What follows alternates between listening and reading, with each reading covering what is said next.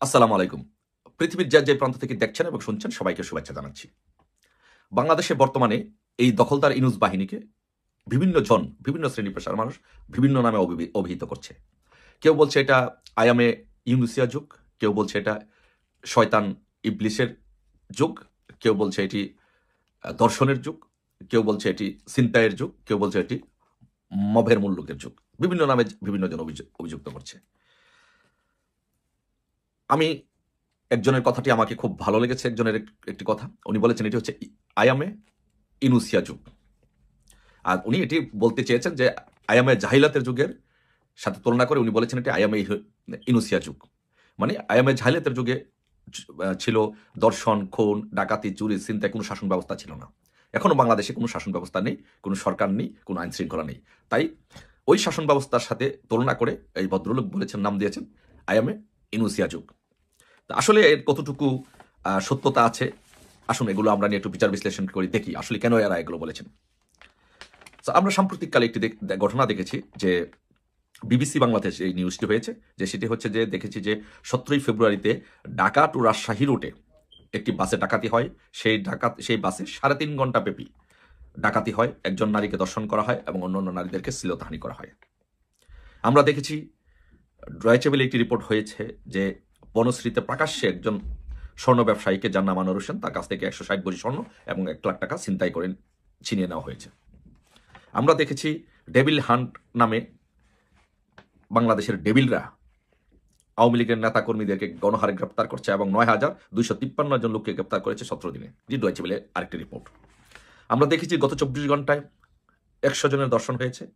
পুলিশের হিসাব অনুযায়ী শুধু ডাকাতেই 36টি হত্যা, 54টি ছিনতাই, 146টি চুরি এবং 8টি ডাকাতি হয়েছে। এই রিপোর্টটি ডয়েচে ভেলে প্রকাশিত হয়েছে। আমরা আরো দেখেছি যে বিবিসিতে একটি রিপোর্ট হয়েছে যে বাংলাদেশে মৌলবাদের উত্থান হচ্ছে। বইমেলায় সব্যসাচী প্রকাশনের স্টলে হামলা হয়েছে, বাউল আব্দুর রশিদ সরকারের মাজারে হামলা হয়েছে এবং ওইখানে অনেক ভক্তবৃন্দদেরকে পিটিয়ে আহত করা হয়েছে, রক্তাক্ত করা হয়েছে। গত 6 মাসে 80টিরও বেশি মাজারে হামলা হয়েছে। প্রথম আলোতে রিপোর্ট হয়েছে 23 জুনে। শহীদ মিনারে ভাঙচুর হয়েছে, শীর্ষ জঙ্গিদেরকে ছেড়ে দেওয়া হয়েছে, নারীদের ফুটবল খেলা বন্ধ করে দেওয়া হয়েছে, মেহজাবিন চট্টগ্রামে একটি সুরম উদ্বোধন করতে গিয়ে ফেরত আসতে হয়েছে। এই হচ্ছে আয়ামে ইনুসিয়া যুগের সামান্য কিছু কৃতকর্মের উদাহরণ, ফল, প্রমাণ। আসুন আরেকটু দেখি, তারপরে আমরা কনক্লুশনে যাই। কালের কণ্ঠতে একটি সংবাদ হয়েছে, শহীদদের শ্রদ্ধা জানাতে ফুলকুড়াতে যাওয়া শিশুকে দর্শন। কালের কণ্ঠ। খুলনায় গণদর্শনের শিকার গৃহবধূ, যুগান্তর। অস্ত্রের মুখে তুলে নিয়ে গার্মেন্টস কর্মীকে সংঘবদ্ধ দর্শন, সময় নিউজ। 2 বান্ধবীকে সংঘবদ্ধভাবে দর্শন করা হয়, জাগো নিউজ। দর্শনের শিকার 4র্থ শ্রেণীর ছাত্রী, কালের কণ্ঠ। বড় লেখায় গড়ে ঢুকে 5 বছরের শিশুকে দর্শন, যুগান্তর। নারী ফুটবলারকে হত্যা ও দর্শনের হুমকি, প্রথম আলো। গাজীপুরে শিশুকে দর্শনের পর হত্যা, কালবেলা। স্কুল ছাত্রীকে হাত পা বেঁধে দর্শন, প্রথম আলো। যাত্রাবাড়িতে বাক প্রতিবন্ধী শিশুকে দর্শন, প্রথম আলো। আমি যেই রিপোর্টগুলো পড়েছি, যেই তথ্যপত্রগুলো উপস্থাপন করেছি, সেগুলো বাংলাদেশ এবং আন্তর্জাতিক গণমাধ্যম বিবিসি, ডয়েচে ভেলে, প্রথম আলো সহ কালের কণ্ঠ সহ এই পত্রিকাগুলো থেকে নিয়ে পড়েছি। সো আমার এই রিপোর্টটিকে কেউ প্রশ্ন করা বা মিথ্যা বলা বা কোনো সুযোগ বা অবকাশ নেই, যেহেতু একদম স্বনামধন্য পত্রিকাগুলো রিপোর্ট করেছে। সো এখন আমার প্রশ্ন হচ্ছে, আমরা কি এই যুগকে আয়ামে জাহিলাতি যুগের সাথে তুলনা করে আয়ামে ইনুসিয়ার যুগ আমরা বলতে পারি কিনা? তো আমি যদি দেখি, আমি ব্যক্তিগতভাবে মনে করি যে এই সময়ে বর্তমানে বাংলাদেশে যা চলছে এবং যা হচ্ছে, এই সভ্যতার যুগে পৃথিবী যেখানে এগিয়ে যাচ্ছে, বাংলাদেশ যেখানে এগিয়ে যাচ্ছিল, সেই জায়গাটিকে, উন্নয়নের জায়গাটাকে থামিয়ে যেইভাবে বাংলাদেশে ধর্ষণ করা হচ্ছে, ছিনতাই করা হচ্ছে, চুরি করা হচ্ছে, ডাকাতি করা হচ্ছে, মানুষের জীবন কেড়ে নেওয়া হচ্ছে, মানুষের বাড়ি ঘরে আগুন দেওয়া হচ্ছে, লুটপাট করা হচ্ছে, ধ্বংস করা হচ্ছে, এটাকে আমি নিশ্চয়ই ভদ্রলোকের সাথে তুলনা করে বলতে পারি এটা একটা সত্যি একটা আয়ামে ইনুসিয়া যুগ। আয়ামে ইনুসিয়া যুগ এবং আয়ামে ইনুসিয়ার যুগের শাসক এনুস, তার বুইরা বয়সে কি বিমূর্তি ধরেছে রাষ্ট্র ক্ষমতা দখল করার। একটা বুইরা খাটাস মানুষের নিরাপত্তা দিতে পারে না। আবার আরেকটা বুইরা খাটাস জাহাঙ্গীরকে স্বরাষ্ট্র উপদেষ্টা বানিয়েছে, কোনো নারীদের নিরাপত্তা দিতে পারে না। মিস্টার জাহাঙ্গীর, আপনাকে আমি প্রশ্ন করি, আপনি একজন আর্মি অফিসার ছিলেন, আপনি এত বড় শয়তান হতে পারেন না? আপনি চিন্তা করে দেখুন, যেই নারীদেরকে ইজ্জত নেওয়া হচ্ছে, যে নারীদেরকে ধ্বংস করা হচ্ছে, যে নারীদেরকে গায়ে হাত দেওয়া হচ্ছে, দর্শন করা হচ্ছে। আপনার পরিবারের কোনো সদস্যকে যদি গায়ে হাত দেওয়া হয়, ওড়না টান দেওয়া হয়, বুকে হাত দেওয়া হয়, আপনার পরিবারের কোনো সদস্যকে যদি দর্শন করা হয়, তাহলে আপনার অনুভূতিটা কেমন হবে? এটা স্বরাষ্ট্র উপদেষ্টা জাহাঙ্গীর সাহেব আপনাকে প্রশ্ন, আপনি একজন আর্মি অফিসার ছিলেন। আর বুইরা খাটাস ইনুস, আপনার কাছে প্রশ্ন, খাটাস ইনুস আপনাকে সবাই আইএমএ জাহালিয়াতের সাথে তুলনা করে আপনাকে আইএমএ ইনুসিয়া যুগ বলছে। আপনার পরিবারের কোনো সদস্য যদি দর্শন করা হয়, আপনার কেমন লাগবে? অনেকে বলছে যে আপনি সমকামী, আপনার খারাপ নাও লাগতে পারে, আপনি অন্যপন্থার মানুষ।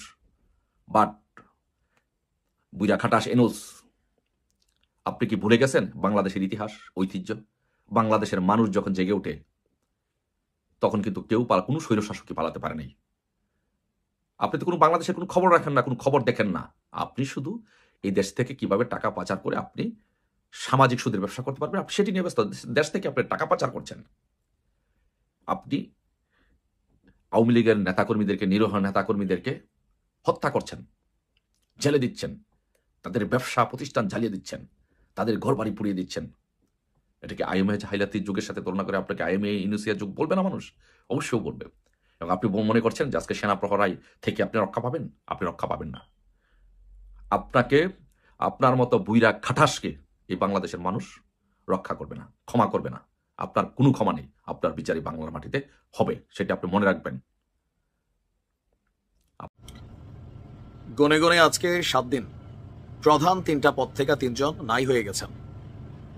যদি এইভাবে চলতে থাকে, মানে এই মুখ্য পদগুলো থেকে, তাহলে আগামী 2-4-6 মাসের মধ্যে জাতীয় নাগরিক পার্টির ওই ঢাবি সিন্ডিকেট, যেটা আমরা যাদেরকে চিনি, সার্জিস, হাসনাত, তারপর হচ্ছে যে এই হান্নান মাসুদ, এরা 8-10 জন ছাড়া এই দলটার পেছনে আর কাউকে পাওয়া যাবে না। বড় আশ্চর্য বিষয়, এই মুহূর্তে ট্রেন্ডে আছে জাতীয় নাগরিক পার্টি, সবকিছু হাতের মুঠোয়, ক্ষমতা সবকিছুই, তাই না? বাট একটা দল তৈরি হওয়ার ঠিক 7 দিনের মাথায় 3টা বড় পদ থেকে যখন 3 জন সমন্বয়ক পদত্যাগ করেন, তখন বুঝতে হবে ডাল মে কুছ কালা হে। তবে কেউ কেউ বলছেন যে ভাই, এটা তো নির্দিষ্ট কোনো বেসিসের উপর গড়ে ওঠে না এই দলটা। বিভিন্ন জায়গা থেকে বিভিন্ন মানুষ এখানে কানেক্ট ছিল। এখন যখন হিসাব নিকাশ মিলছে না, পদ পদবি মিলছে না, তখন এরা আস্তে আস্তে ঝরা শুরু করছে। যার যার আস্তানায় সে ফিরে যাচ্ছে। কথা বলছি, মাত্র 7 দিনের মাথায় জাতীয় নাগরিক পার্টি বা এনসিপির বেশ কয়েকজন সমন্বয়ক পদত্যাগ করেছেন।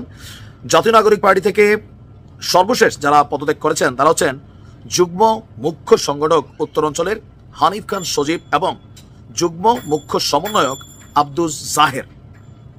গতকালকে এনসিপির আহ্বায়ক নাহিদ ইসলাম বরাবর দুজনেই পৃথক পদত্যাগপত্র পাঠিয়েছেন। কেন তারা পদত্যাগ করছেন, কি ঝামেলা?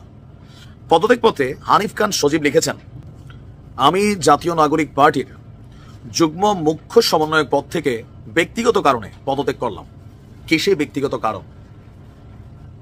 সেখানে কি তিনি মূল্যায়িত হচ্ছেন না, অথবা এই পদটাকে তিনি চান নাই, আরো ভালো পদ চেয়েছিলেন, অথবা তাকে অপমানিত করা হয়েছে, অথবা অন্য কোনো দলের তিনি অনুসারী? নানান প্রশ্ন আমরা করতেই পারি। অপরদিকে আব্দুল জাহের তার পদত্যাগপত্রে লিখেছেন, আমিও জাতীয় নাগরিক পার্টির মুখ্য সমন্বয়ক পদ থেকে ব্যক্তিগত কারণে পদত্যাগ করছি। How funny. এর আগে আপনার বৃহস্পতিবার প্রথম পদত্যাগ করেছিলেন জাতীয় নাগরিক পার্টির যুগ্ম মুখ্য সমন্বয়ক আবু হানিফ। একটা পদেই কতজনরা যে দিয়ে আর শান্ত করছে, আপনি দেখেন প্রত্যেকটা পদ প্রায় সেম। তো আবু হানিফ তিনিও আহ্বায়ক এবং সদস্য সচিব বরাবর পদত্যাগপত্র দিয়ে লিখেছেন, জাতীয় নাগরিক পার্টির যুগ্ম মুখ্য সমন্বয়ক পদ থেকে ব্যক্তিগত কারণে পদত্যাগ করছি। আবু হানিফ আবার পদত্যাগ করার পর তার যেই পুরান আস্তানা বিপিনুরের দল গণ অধিকার পরিষদ, সেই গণ অধিকার পরিষদে সে ফিরে গেছেন এমনটাই কেউ কেউ বলছেন। আর বিপিনুর বলছিলেন যে অনেককে এখান থেকে বের করে নিয়ে যাওয়া হয়েছে, আর আবার ফিরে আসবে অল্প কয়েকদিনের মধ্যে। তো নূরের কথাই তো সত্যি হলো। এখন প্রশ্ন হচ্ছে, এভাবে ঝরতে থাকলে সবাই মুখ খুলছে না। কেন মুখ খুলছে না? কারণ এই দলটা এখন ভারী। তবে আমরা এই দলটার আত্মপ্রকাশ ফেব্রুয়ারির প্রথম, তারপর শুনলাম দ্বিতীয়, তারপর তৃতীয়, একদম লাস্ট ডে। কেন? যতটুকু তথ্যসূত্র বলছে, বিভিন্ন জায়গা থেকে তথ্য, এই যে কমিটি গঠন করা হয়েছে, আপনি দেখেন বেসরকারিরা খেপছে কেন কমিটি নিয়ে? এই কমিটিতে মূল যে 8টা বা 9টা পদ, এগুলো তারা ঢাবি সিন্ডিকেট প্লাস বন্ধু বান্ধব লেভেলের। জাতীয় নাগরিক কমিটি এরাই ছিল, বৈষম্য বিরোধী এরাই ছিল, সমন্বয়ক এরাই ছিল, এরাই আবার এখন এই দলটার আব্বা আম্মা। তো বাকিরা তারা লড়াই করবে, তারা রাজুতে আয় বললে দৌড়ে দিয়ে আসবে, মন্ত্রী এমপি বাকিরা হবে। নির্বাচনের জন্য অন্য দলকে আমরা একসাথে করে ফেলবো। তো এখানে অনেকেই মনে করছে এরকম অনেক অঙ্ক হিসাব নিকেশ মিলাচ্ছেন, আবার এদের মধ্যে অনেকেই বিভিন্ন দলের রাজনীতির সাথে সম্পৃক্ত। হয়তো দল থেকে চাপ আসতেছে কারণ আস্তে আস্তে দলগুলোর সাথে বিরোধ বাড়ছে জাতীয় নাগরিক পার্টির, অথবা অনেকে মনে করছেন যে অতিরিক্ত কথা বলে এই সার্জিস ছেলেটা, অতিরিক্ত কথা বলে এই হাসনাত ছেলেটা, কথা কিন্তু বেশি বলে, মাঝে মাঝে বেশি বলে। তো এগুলা দলের জন্য ঝামেলা, এগুলো আমি বলতেছি না, সাইয়েদ আব্দুল্লাহ তিনি বলছেন যে অতিরিক্ত কথা বলে সার্জিস, মানে যতটুকু মুখটা ততটুকুই কথা বলে ফেলে ঠেলার চোটে। অবশ্য ছাত্রলীগের পোলাবেন তো কথাই কিন্তু পাক না, আগে ছিল আর ভিতরে কথাটা রয়ে গেছে, তাই না? সার্জিস তার কথার জন্য পরিচিত, তবে ঠেলার চোটে মাপ পায় না কি বলে না বলে, যার কারণে বিএনপি এক্সট্রিম লেভেলে খেপায়দের উপরে। হয়তো দলের ভেতরে এমন কোনো কিছু আছে, তবে এইভাবে চললে বেশি দিন লাগবে না, পুরো টিম ভেঙ্গা খান খান হয়ে যাবে। ভালো থাকুন।